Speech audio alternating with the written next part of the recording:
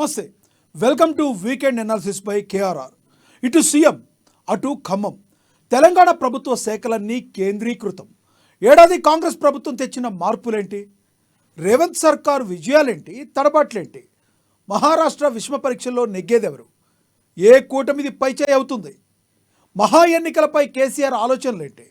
ఆంధ్రప్రదేశ్లో బాబు 6 మాసాల పాలన ఎలా ఉంది? కేంద్ర ప్రభుత్వంలో కీలక భాగస్వామిగా ఉండటం కలిసి వస్తుందా? పవన్ కళ్యాణ్పై ప్రజలు పెట్టుకున్న ఆశలు నెరవేరుతున్నాయా? జగన్ దూకుడు మతలబేంటి? అమ్మా న్యూస్ నెట్వర్క్ సీఈఓ కంది రామచంద్రరెడ్డి ఎక్స్క్లూజివ్గా అందిస్తున్న వీకెండ్ అనాలిసిస్.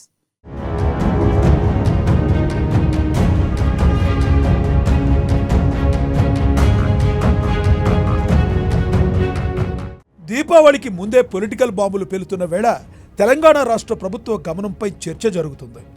కాంగ్రెస్ ప్రభుత్వం ఏర్పడి ఏడాది కావస్తున్న సందర్భంలో ఈ ప్రభుత్వం తీసుకొచ్చిన మార్పులేంటి, సాధించిన విజయాలేంటి, వైఫల్యాలేంటి అని సర్వత్రా చర్చ జరుగుతుంది.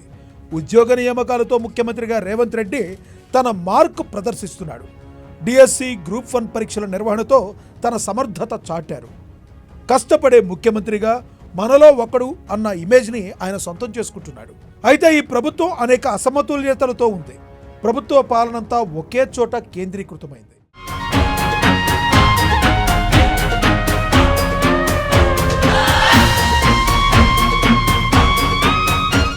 అయిన వారికి ఆకుల్లో అన్నట్లుగా ఖమ్మం జిల్లాలోని 5 నియోజకవర్గాల్లో 3 మంత్రి పదవులు, కీలక శాఖలు కట్టబెట్టిన ప్రభుత్వం హైదరాబాద్, రంగారెడ్డి, ఆదిలాబాద్, నిజామాబాద్ లాంటి జిల్లాలను పట్టించుకోలేదు.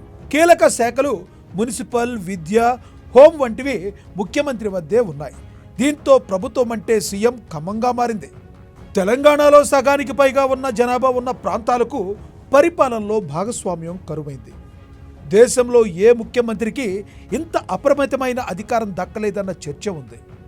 గత కేబినెట్ను కేసీఆర్ జాప్యం చేసినా ఆయన కూడా సీఎం రేవంత్ల శాఖలన్నీ తన వద్ద పెట్టుకోలేదు. ఇందులో రేవంత్ను మించిన వారే లేరు. పైగా అనేక మంది నేతలు తెరపైకి కనిపిస్తున్న పాలనంతా కేంద్రీకృతమే.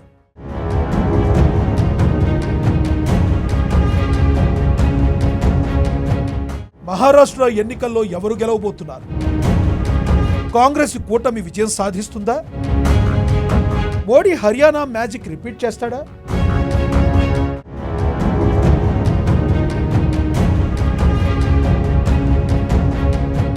మహారాష్ట్ర దేశ రాజకీయాల్లో ప్రత్యేకం. దేశ వాణిజ్య రాజధాని.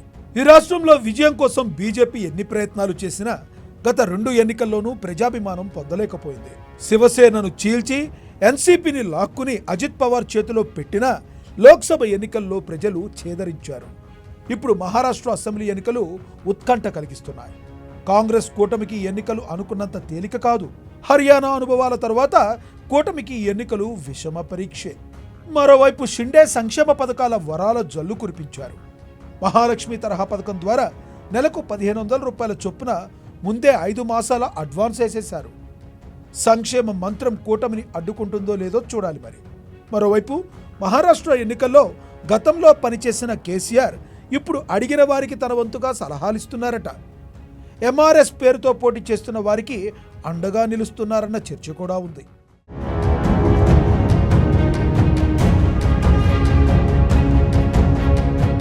ఆంధ్రప్రదేశ్లో హాట్ రాజకీయం.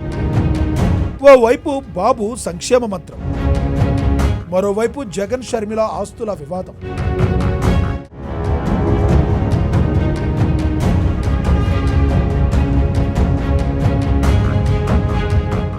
సూపర్ 6తో అధికారంలోకి వచ్చిన చంద్రబాబు ఒక్కొక్కటిగా హామీల అమలుపై దృష్టి పెట్టారు. దీపావళి సందర్భంగా ఉచిత గ్యాస్ పథకానికి శ్రీకారం చుట్టారు. మరోవైపు అధికార పార్టీ కుదురుకోకుండానే మాజీ సీఎం జగన్ విమర్శల దాడి మొదలుపెట్టారు. జమిలీ ఎన్నికలు రాబోతున్నాయంటూ క్యాడర్ను ఉత్తేజపరిచే ప్రయత్నం చేస్తున్నారు. ఏపీలో జగన్ షర్మిల ఆస్తుల వివాదం పతాక శీర్షికలకు ఎక్కి 3 ప్రెస్ మీట్లు, 6 విమర్శలు అన్న చందంగా సాగుతుంది. డిప్యూటీ సీఎం పవన్ కళ్యాణ్ తాను తీసుకున్న శాఖలపై ముద్ర వేసేందుకు గట్టిగానే ప్రయత్నిస్తున్నారు. చెత్త రాజకీయాల విమర్శలు జోలికి పోకుండా హుందాగా వ్యవహరిస్తున్నారు పవన్ కళ్యాణ్.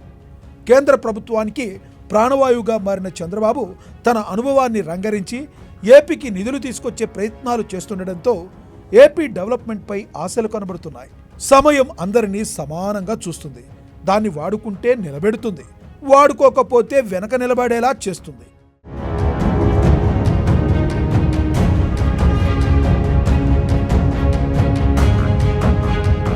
ఇదే ఈ వారం వీకెండ్ అనాలిసిస్ బై కేఆర్ఆర్. నమస్తే.